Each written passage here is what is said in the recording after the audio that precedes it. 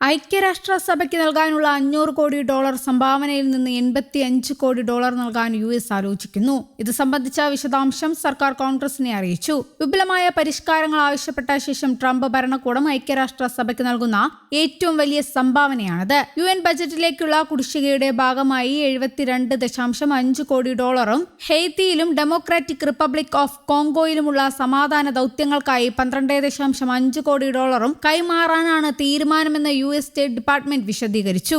UN അംഗത്വവുമായി ബന്ധപ്പെട്ട $500 കോടി കുടിശ്ശികയാണ് അമേരിക്കയ്ക്കുള്ളതെന്ന് ഐക്യരാഷ്ട്രസഭ വ്യക്തമാക്കിയിരുന്നു. UNന്റെ സാധാരണ ബജറ്റിലേക്കുള്ള സംഭാവനയാണ് അമേരിക്ക നൽകാൻ ഉദ്ദേശിക്കുന്ന തുകയിൽ ഏറ്റവും വലിയ പങ്ക്. UN അംഗരാജ്യങ്ങൾ നിശ്ചയിച്ച സാമ്പത്തിക ബാധ്യതകൾ നിറവേറ്റുന്നതിൽ അമേരിക്കയ്ക്കുള്ള കുടിശ്ശിക വലിയ ചർച്ചകൾക്ക് വഴിവെച്ചിരുന്നു. ലോകസംഘടനയുടെ ഏറ്റവും വലിയ സാമ്പത്തിക സംഭാവന ദാതാവായ അമേരിക്ക കുടിശ്ശിക വരുത്തുന്നത് UNന്റെ പ്രവർത്തനങ്ങളെ നേരിട്ട് ബാധിക്കുമെന്ന ആശങ്കയും ഉയർന്നിരുന്നു. പ്രത്യേകിച്ച് സമാധാന പരിപാലന ദൌത്യങ്ങളാണ് UN സാമ്പത്തിക പ്രതിസന്ധിയുടെ പ്രധാന മേഖലകളിലൊന്ന്. വിവിധ രാജ്യങ്ങളിലെ സംഘർഷ മേഖലകളിൽ സമാധാനം ഉറപ്പാക്കാനും സാധാരണ ജനങ്ങളുടെ സുരക്ഷ സംരക്ഷിക്കാനും UN സമാധാന സേനകൾ നിർണായക പങ്കാണ് വഹിക്കുന്നത്. ഹെയ്ത്തിയിലും ഡെമോക്രാറ്റിക് റിപ്പബ്ലിക് ഓഫ് കോങ്കോയിലും നടക്കുന്ന ദൌത്യങ്ങൾക്ക് അമേരിക്ക നൽകാനിരിക്കുന്ന $12.5 കോടി ഈ സാഹചര്യത്തിൽ പ്രാധാന്യമർഹിക്കുന്നു. എന്നാൽ UNനുള്ള ധനസഹായം വർദ്ധിപ്പിക്കുന്നതിന് മുൻപ് സംഘടനയിൽ കാര്യമായ മാറ്റങ്ങൾ വേണമെന്നാണ് ട്രംപ് ഭരണകൂടത്തിന്റെ നിലപാട്. UNന്റെ പ്രവർത്തന രീതി, ചെലവുകൾ, ഭരണ സംവിധാനം എന്നിവയിൽ കൂടുതൽ കാര്യക്ഷമത ഉറപ്പാക്കണമെന്നാണ് അമേരിക്ക ആവശ്യപ്പെടുന്നത്.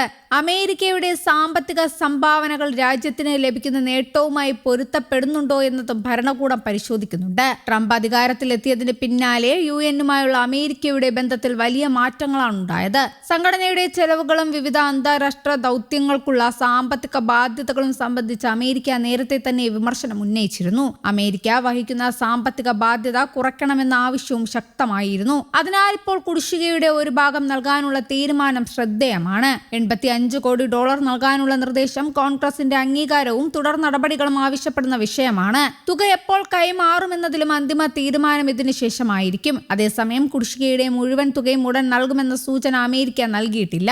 UNന്റെ സാമ്പത്തിക സ്ഥിരതയ്ക്ക് അമേരിക്കയുടെ തീരുമാനം നിർണായകമാണ്. ലോക സംഘടനയുടെ ഏറ്റവും വലിയ സാമ്പത്തിക പിന്തുണക്കാരിലൊന്നായ അമേരിക്കയുടെ കുടിശ്ശിക കുറയുന്നത് UNന്റെ സാധാരണ പ്രവർത്തനങ്ങൾക്കും സമാധാന ദൌത്യങ്ങൾക്കും ആശ്വാസമാകുമെന്നാണ് വിലയിരുത്തൽ. എന്നാൽ ഭാവിയിൽ കൂടുതൽ സാമ്പത്തിക സഹായം ലഭിക്കണമെങ്കിൽ UN ഭരണത്തിലും ചെലവിടൽ രീതികളിലും മാറ്റങ്ങൾ വരുത്തണമെന്ന അമേരിക്കൻ നിലപാട് തുടരുമെന്നാണ് സൂചന. $500 കോടി കുടിശ്ശികയിൽ നിന്ന് $85 കോടി നൽകാനുള്ള നീക്കം അതിനാൽ സാമ്പത്തിക ഇടപാട് മാത്രമല്ല, UN പരിഷ്കാരങ്ങളുമായി ബന്ധപ്പെട്ട അമേരിക്കൻ സമ്മർദ്ദത്തിന്റെ ഭാഗം കൂടിയാണ്. ലോക സംഘടനയുടെ പ്രവർത്തനങ്ങൾക്ക് അമേരിക്കയുടെ പിന്തുണ തുടരുമ്പോഴും കൂടുതൽ ഉത്തരവാദിത്വവും കാര്യക്ഷമതയും ഉറപ്പാക്കണമെന്ന നിലപാടാണ് ട്രംപ് ഭരണകൂടം മുന്നോട്ട് വെക്കുന്നത്. UNന്റെ ഭാവി സാമ്പത്തിക പ്രവർത്തനങ്ങളിലും അമേരിക്ക UN ബന്ധത്തിലും ഈ തീരുമാനത്തിന് നിർണായക സ്വാധീനം ഉണ്ടാകുമെന്നാണ് വിലയിരുത്തൽ. News desk, Kerala Kaumudi.